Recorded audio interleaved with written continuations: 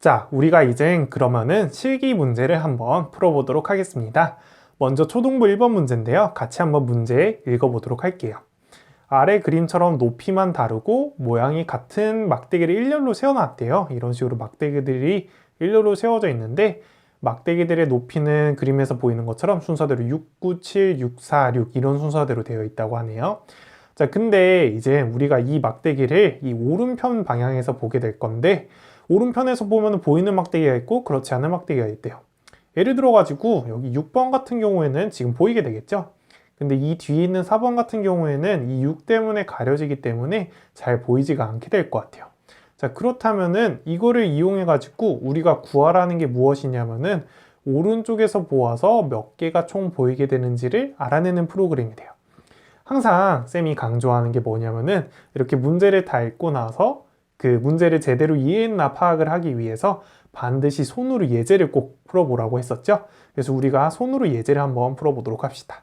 일단 먼저 예제 1번 같은 경우에는 이 위에 있는 6의 경우 처음에 입력의 막대기의 개수를 나타내는 n이라고 했으니까 막대기가 6개 있나 보구나 이렇게 이해를 하면 될 것 같아요.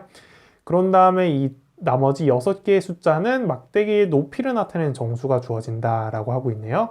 그래서 6, 9, 7, 6, 4, 6인데 보통 정보올림피아드 문제 같은 경우는 1번 이그샘플에 여기 문제에 나와 있는 1번 그림을 주는 경우가 많이 있어요. 그렇기 때문에 이 그림이랑 잘 매치시켜 가면서 한번 보면 될 것 같은데 6, 9, 7, 6, 4, 6이니까 앞에서부터 6, 9, 7, 6, 4, 6 이런 식으로 인풋을 주어진 것 같네요. 아시겠나요? 자, 그럼 이렇게 했을 때 우리가 보이게 되는 막대기 개수가 총 몇 개가 되느냐? 자, 여기 보면은 여기에 이제 막대기가 하나가 있고 얘는 안 보이게 되겠죠. 자, 그런 다음에 이 6자리는 보일까요? 안 보일까요? 조금 애매한데 일단 안 보인다고 생각을 한번 해볼게요. 안 보이고 왜냐면 6자리가 있으니까. 자, 그런 다음에 7자리 보이고 9자리 보이게 되니까 우리가 그리고 마지막으로 이 6자리는 가려져서 안 보이게 되겠죠. 따라서 보이게 되는 막대기 개수는 하나, 둘, 세 개. 총 이렇게 3개가 나올 것 같습니다. 그래서 3이라고 나와 있는 거 볼 수 있겠죠?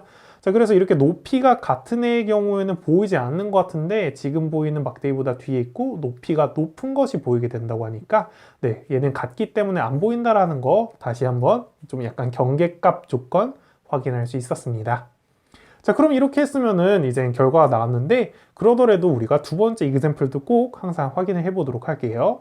자, 그럼 이거 같은 경우에는 5자리가 있으니까 우리가 이제 5개가 있는데 5, 4, 3, 2, 1 이런 식으로 막대기들이 주어져 있는가 보네요. 아시겠나요? 자, 그랬을 때 이쪽에서 보게 되면 총 몇 개가 보이게 되겠느냐라는 건데 이 이그샘플 같은 경우는 모든 애들이 전부 다 이렇게 보이게 되겠죠?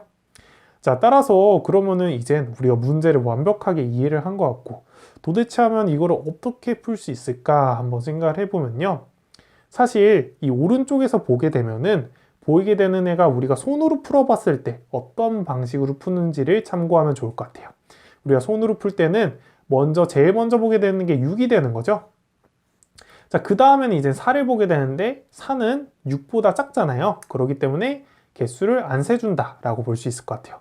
그 다음에 또 보게 되는 건 6이라는 친구인데 6이라는 애는 6보다는 크지 않기 때문에 얘도 역시 개수를 안 세주고 그 다음에 7이라는 애를 보면 7은 6보다 개수가 크기 때문에 7은 이젠 카운트를 해줘야 하는 거죠.